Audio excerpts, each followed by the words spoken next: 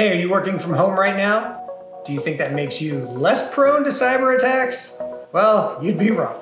So let's talk about it. Hey everyone, Stan here from Stan's Garage, bringing you everything you need to know for effective business IT management.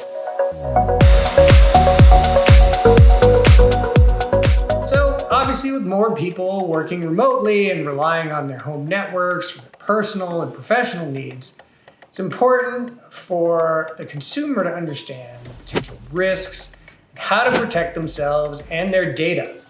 As someone who works from home, the need for strong cybersecurity is more important than ever. Hackers are constantly finding new ways to breach security measures and gain access to sensitive data. And the easier the target, for them, the better. No escape.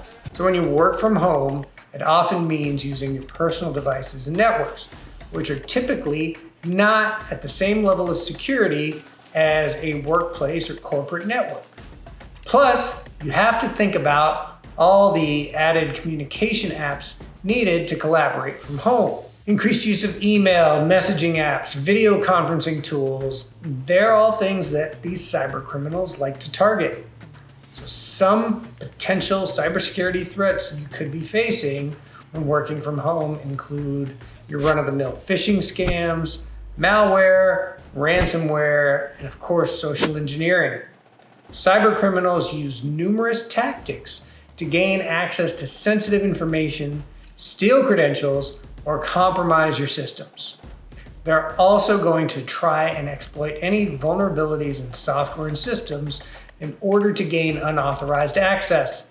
This is where having all your computers patched and up to date, all your devices, is critically important. So here are a few tips to help you work from home securely. Use a VPN, preferably a secure software edge tool provided by your employer. A VPN is a secure connection between your device and the internet, or your corporate network in certain cases. It encrypts your internet traffic, making it more difficult for hackers to intercept and access your data. Check out our video on how to use a VPN for remote work if you have some more questions about how VPNs work. And we discuss some helpful tips for setting up and implementing a VPN. Second thing, always use two-factor authentication. Two-factor authentication / multi-factor authentication, terms are used kind of interchangeably, is that added layer of security for your accounts. It requires you to enter a unique code in addition to your passwords, another thing that makes it hard for hackers to access your private data. If they don't have your phone or other device needed for the code, they won't be able to access anything, even if they know your username and password. Next thing you want to do, as I've mentioned earlier, is keep that software up to date. Software updates often include important security patches that address known vulnerabilities. Keeping your software up to date can help prevent hackers from exploiting these vulnerabilities. Next thing, always use those strong passwords. I tell all of my clients that they should be using passwords that are at least 12 characters long. They should include a mix of upper and lowercase letters, numbers, and symbols. Now, following this advice prevents hackers from quickly guessing what your password might be and would take any system they have potentially years to crack. And it should go without saying, but avoid using easily guessable information such as your birth date or pets' names. Also, password or 123456.